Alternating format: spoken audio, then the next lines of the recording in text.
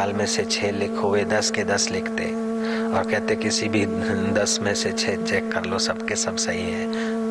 किसी भी 7 में से 5 लिखो, 7 के 7 लिख देते, 7 के 7 सही है, कोई भी 5 चेक कर लो। ऐसी स्मरण शक्ति थी। और 1 साल के अंदर तो उन्हें आत्मा परमात्मा का साक्षात्कार कर लिया। फिर स्वामी राम तीर्थ बन गए। तीर्थराम में से MA का एग्जाम देने के बाद साल भर में परमात्मा का साक्षात्कार किया। बाद में अमेरिका गए। ईस्वी सन 1899-1900 में अमेरिका का राष्ट्रपति मिस्टर रूजवेल्ट स्वामी राम तीर्थ का सत्संग सुनकर ध्यान में भाग लेकर इतना तो शांति पाया कि प्रेसिडेंट रूजवेल्ट, अमेरिका का प्रेसिडेंट रूजवेल्ट कहता है कि मुझे राष्ट्रपति भवन में या राष्ट्रपति पोस्ट पर इतना शांति या सुख नहीं मिला जितना भारत के एक ईसा मसीह के चरणों में बैठकर मुझे शांति और सुख का अनुभव हुआ। तो लंबा श्वास लेकर हरिओम का ध्वनि करने से पाप हर लेता है वो परमात्मा। मन और प्राण ऊपर के केंद्रों में आते हैं। भगवान रामचंद्र भी दोपहर की संध्या करा करते थे और बाद में ही भोजन करते थे। गहरा श्वास लेंगे, हरिओम का ध्वनि करेंगे। हरि ओम।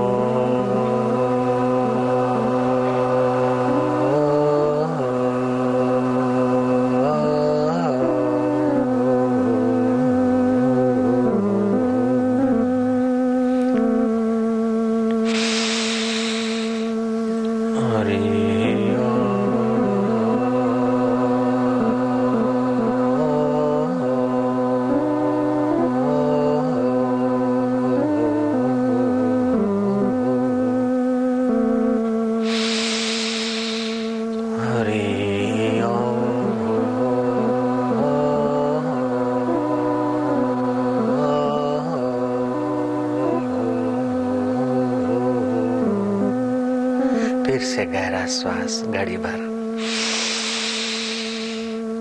रोक के रखें 5-25 सेकंड।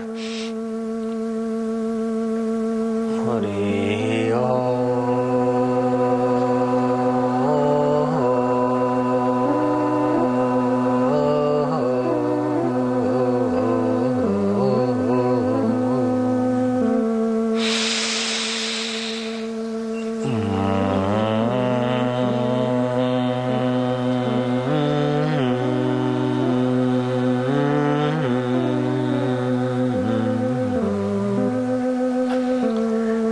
उस परमेश्वर को प्यार करो जो तुम्हारे दिल की धड़कनें चला रहा है, जो तुम्हारे अच्छे काम पर प्रसन्न होकर हृदय में शांति, आनंद और सत प्रेरणा देता है और बुरे काम से जरा रुष्ट होकर तुम्हें कभी कभी रोकता टोकता भी है। उस परमेश्वर को सच्चे हृदय से प्यार करो जो तुम्हारा परम सुहृद है। खूब दुलार करना उसको। अपने पास अब समय नहीं, घड़ी भर बैठेंगे, उस प्यारे को प्यार करते हुए हरि नाम का प्रसाद पाएंगे। हरि हरि ओम।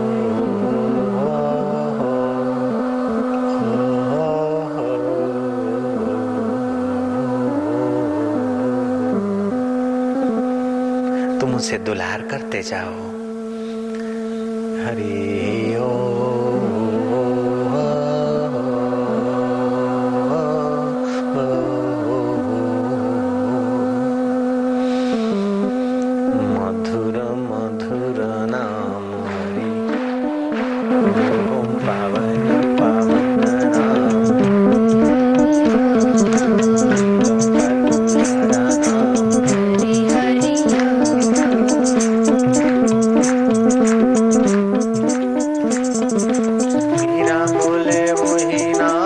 हरि हरि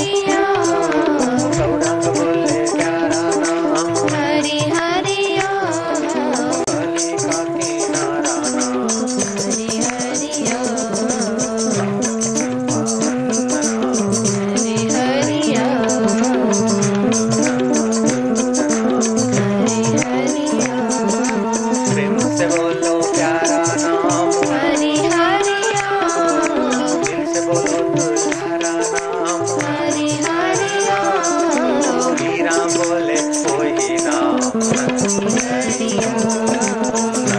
बोले प्यारा नाम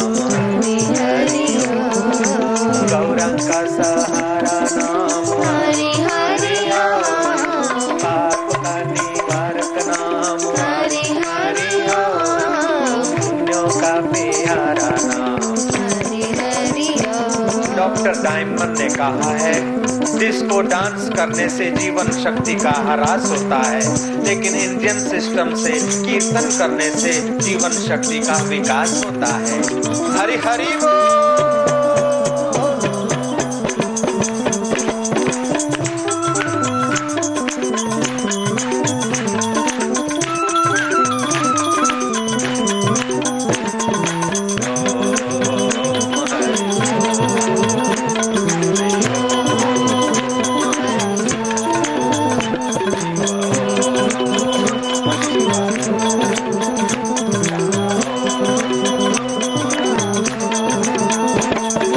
साधु बोले वही नाम संतों बोले प्यारा नाम मीरा बोले वही नाम दिलों का दुल्हारा नाम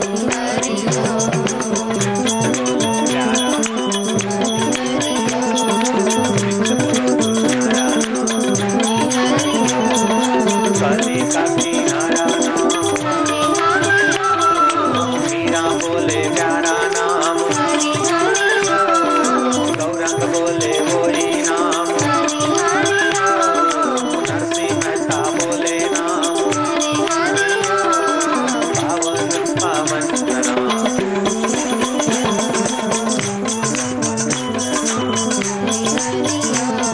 मीरा मेवाड़ में नाची, गौरांग बंगाल में नाचे, तुकाराम महाराष्ट्र में गुनगुनाए, नरसी मेहता सौराष्ट्र में झूमे, सहजोबाई राजस्थान में नाची, कंवर राम सिंध में नाचे, तो तुम सिंहस्थ में दिलबर को दुल्हार करते हुए अपने दिल को भगवान के प्यार से भरते हुए उस मालिक की मोहब्बत से भरते हुए कह दो हरि हरि बोल।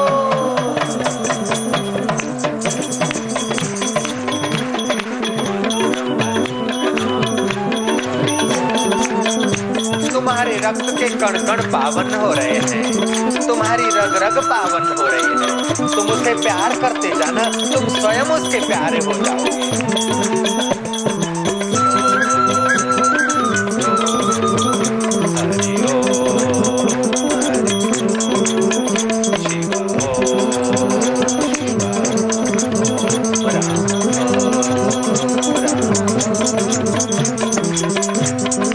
नारायण नारायण बोलो ना, नारायण नारायण नारायण।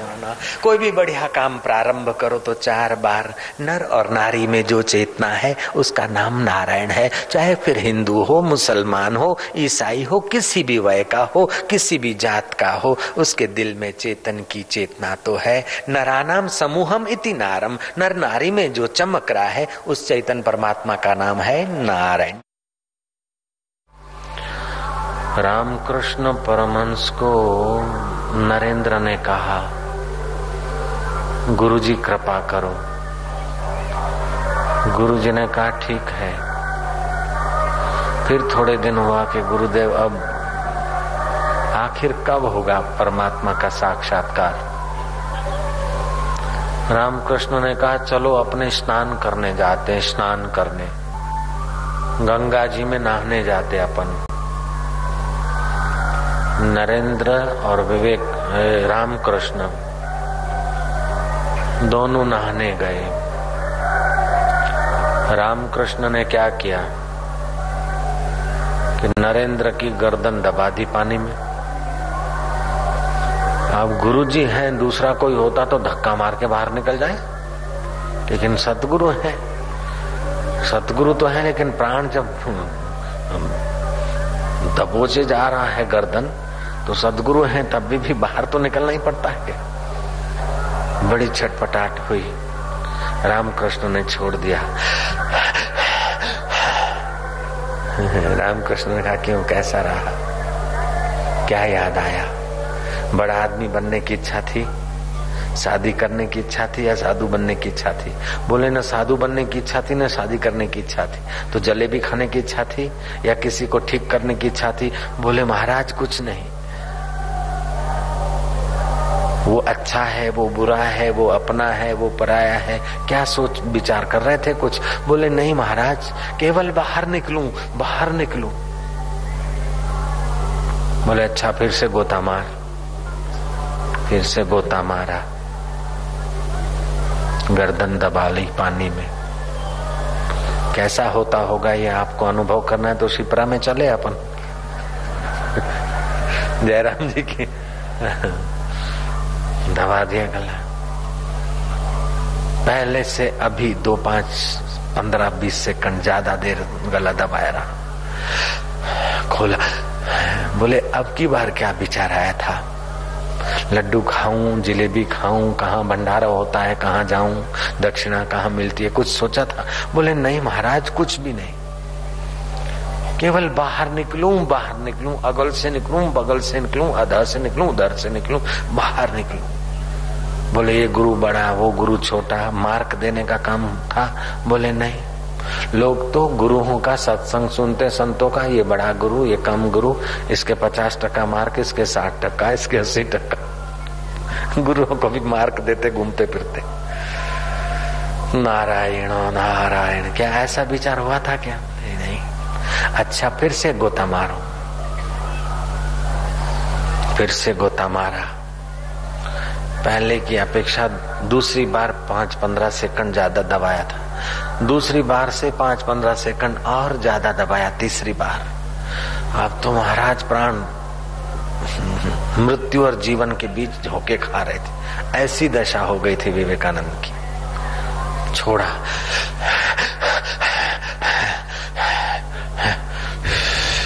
क्या हुआ? क्या हुआ? दम ले लेता हूं। क्या हुआ? हम नारायण का कई बार ऐसा पानी में गला दबाया, फिर बात करते क्या हुआ? बोले ठहरो साईं, अभी बताता हूँ क्या हुआ।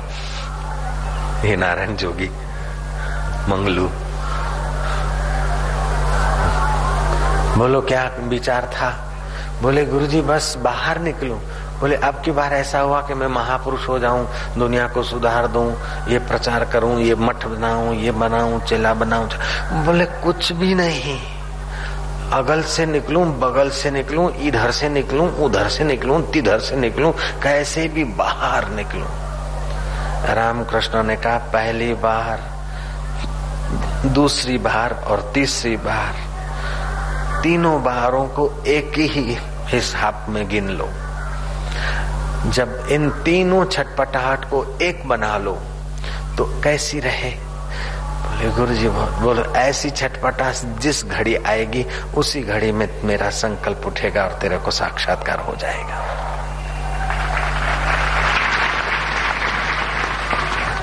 जिन दिनों में लोग शयाखंड में सोते थे, रात्रि के कीट पतंग भी अपने अपने बिलों में और अपने अपने घरों में आराम करते, यहाँ तक कि चिड़िया भी अपने घोंसले में झोंका खाती थी। उन रात्रियों को हम रोते थे, हे भगवान तुम कब मिलोगे, कैसे मिलोगे, राग द्वेष कैसे मिटे, तू सब में है तो मुझ में है, कैसे तुझे प्रकट करूं। मैं रोता था। बोले बाबा जी तुम तो बड़े प्रसन्न रहते हो, बड़े खुश रहते हो। हम उस प्यारे के लिए जितना रोए थे उतना तुम लोग जिंदगी में हंसे भी नहीं होंगे यार। हम उतनी रातियां बिताए थे। पोली पैन किसी नु यार मिलिया, जिन्नु मिलिया खाना खराब करके मिलिया। ये खाऊं, वो खाऊं, ये मजा लूं, ये मजा लूं, फिर भगवान का भजन करूं। नहीं नहीं, इंतजारी बेकरारी दर बदर। जब ऐसी अवस्था में पहुंच जाता है फिर वो परमात्मा पर्दा नहीं रखता। सो जाने जासुदेहु जनाही, जानत तुम ही हो जाई। वही उस प्यारे को जान सकता है जिसको भगवान स्वयं अपना अनुभव कराना चाहते हैं, और जिसको अनुभव कराते वो अनुभव करने वाला वो उसी का रूप हो जाता है। सो जाने जासुदेव जनाही, जानत तुम ही हो जाए। ईश्वर प्राप्ति की छटपटाहट बढ़ती जाए, ईमानदारी से उसको हम अपना मानते जाएं। संसार की नश्वरता, शरीर की नश्वरता, भोगों की क्षणभंगुरता का बार बार विचार करते जाएं। सत्य स्वरूप ईश्वर का स्मरण बढ़ाने से प्रीति बढ़ेगी, जगत के तुच्छ भोगों का विवेक करने से आसक्ति घटेगी, परमात्मा प्रकट हो जाएगा।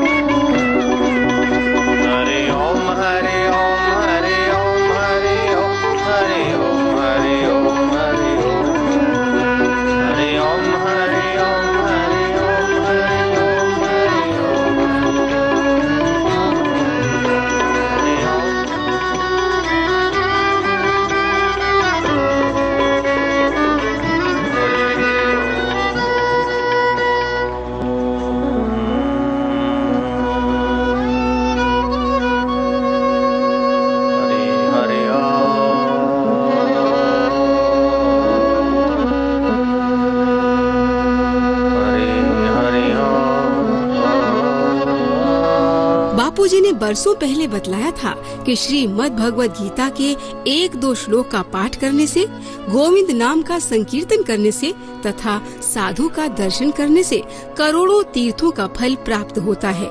तो आइए करोड़ों तीर्थों का फल प्राप्त करें अपने बापूजी के सानिध्य में सत्संग सुनकर।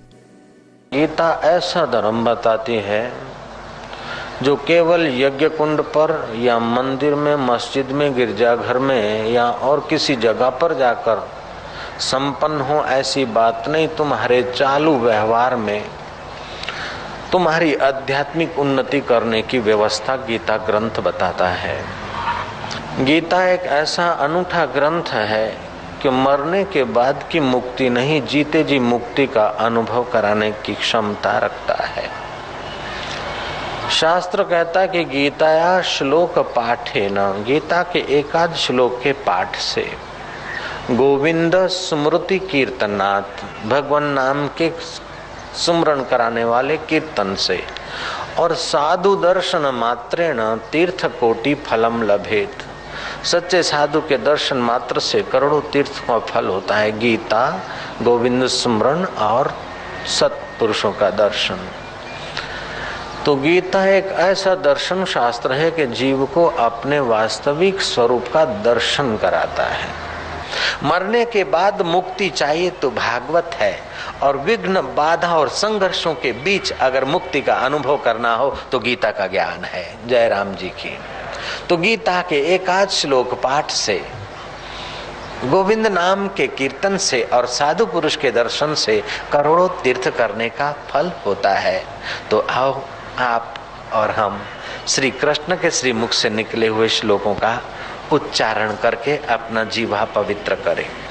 तेज क्षमा धृति शौचम, तेज क्षमा धृति शौचम, तेज क्षमा धृति शौचम, तेज क्षमा धृति शौचम, अद्रोहो न अतिमानिता, अद्रोहो न अतिमानिता, भवन्ति सम्पदं दैवीं, भवन्ति सम्पदं दैवीं, भवन्ति सम्पदं दैवीं, भवन्ति सम्पदं दैवीं, अभिजातस्य भारत, अभिजातस्य भारत।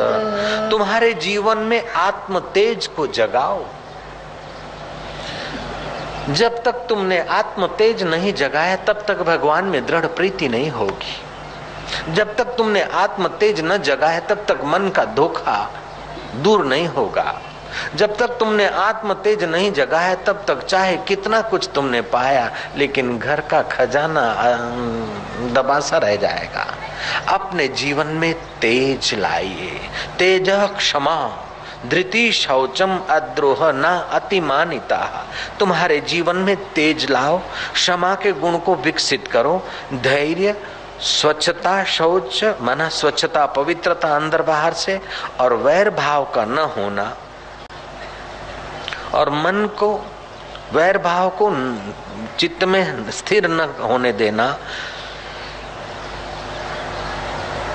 हे भरतवंशी अर्जुन, ये सभी दैवी संपदा प्राप्त किए हुए पुरुष के लक्षण है।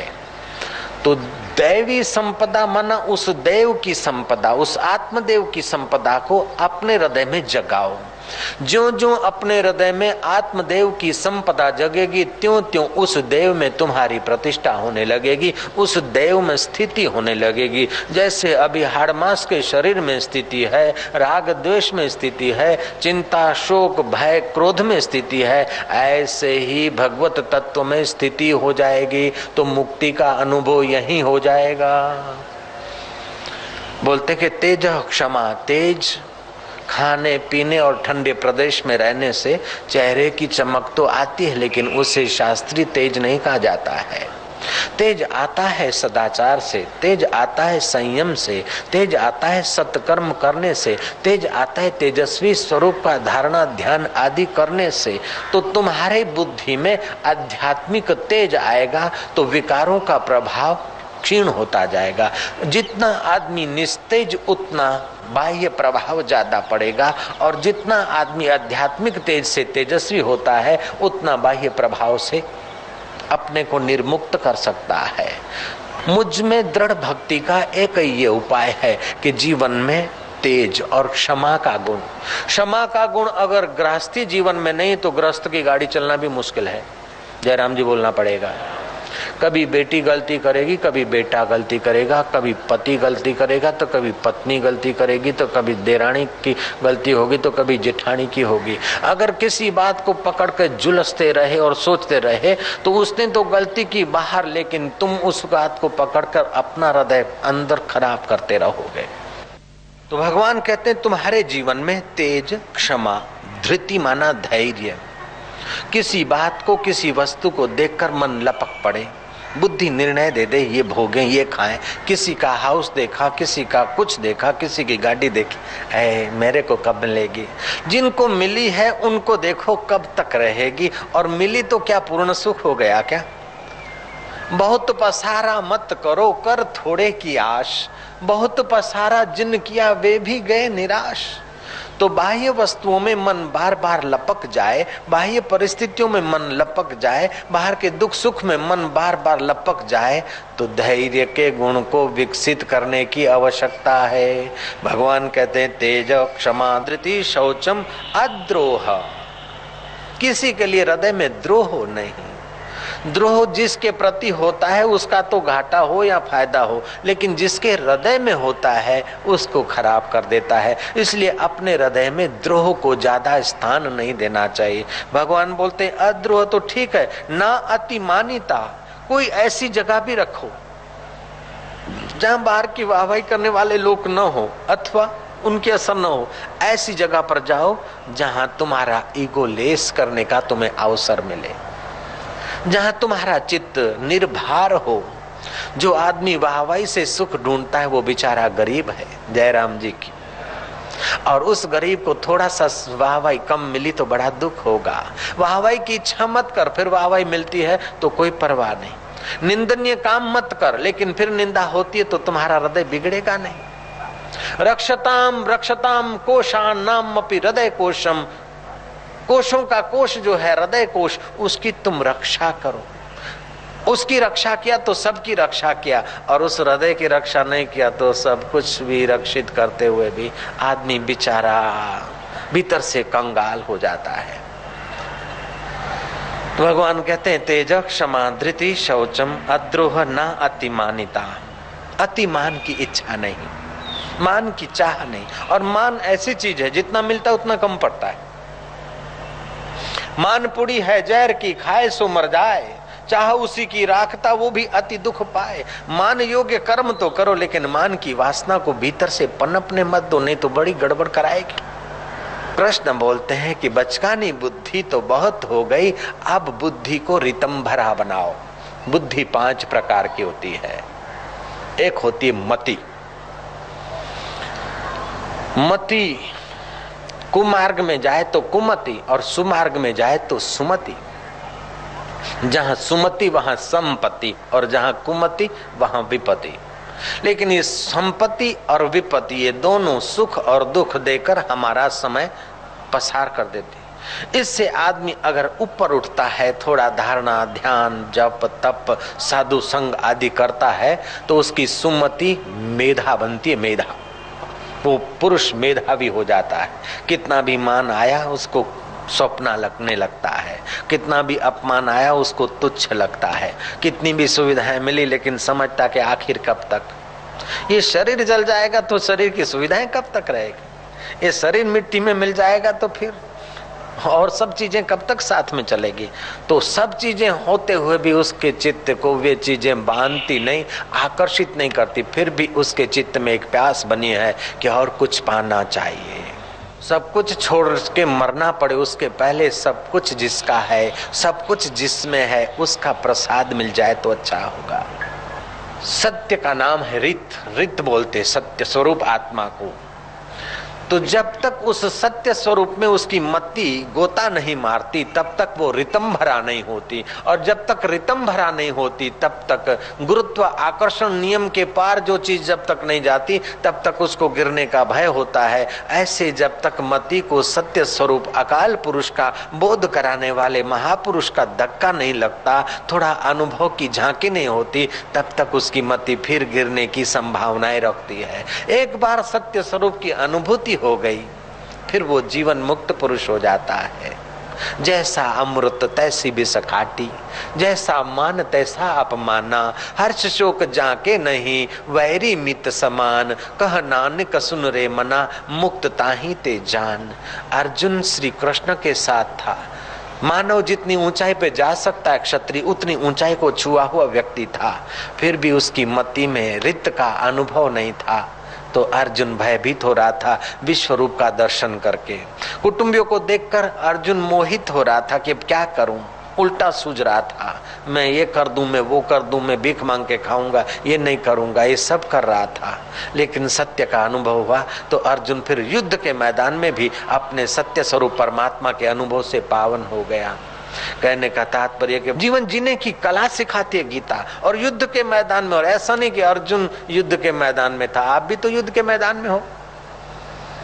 महंगाई का युद्ध, काम का युद्ध, क्रोध लोभ मोह मद मात्सर्य और मृत्यु सामने खड़ा है, कब झपेट ले कोई पता नहीं। आप भी तो युद्ध के मैदान में खड़े हो।